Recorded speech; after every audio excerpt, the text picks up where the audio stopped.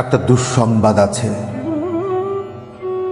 যারা আমাকে ভেঙে চুরে টুকরো কাঁচের মতো ছড়িয়ে দিতে চেয়েছিল তাদের জন্য। দুঃসংবাদটি তাদের জন্য যারা ভেবেছিলে আমি হোঁচট খেয়ে পড়ে গেলে আর কখনোই উঠে দাঁড়াতে পারবো না, মুখ থুবড়ে পড়ে থাকবো গা ঘিনঘিনে কাদায়। আমাকে ছিঁড়ে কাগজের মতো কুচি কুচি করে হাওয়ায় ভাসিয়ে দিলে আমি হারিয়ে যাব দিকশূন্যপুর।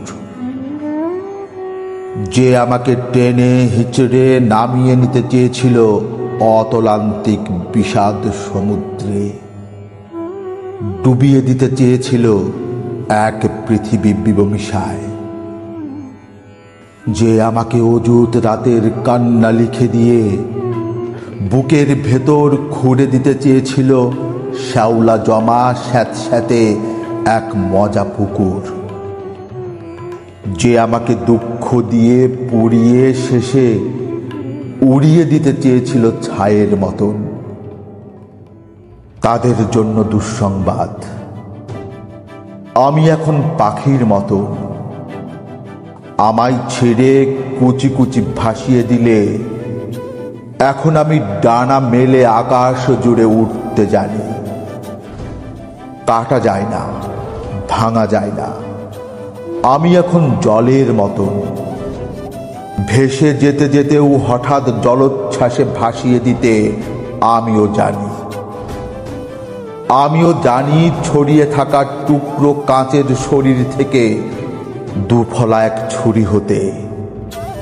এই যে মানুষ দুঃখ দিতে দক্ষ ভীষণ, সেও জানুক আমি এখন হাসতে জানি। শ্যাওলা জমা পুকুর জুড়ে আমিও এখন রোদের মতো ভাসতে জানি।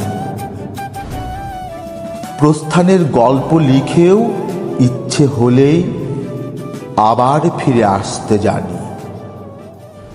আমি এখন পুড়ে যাওয়া ছায়ের ভেতর জেগে ওঠা ফিনিক্স পাখি। আমি এখন মৃত্যু মেরে বাঁচতে জানি।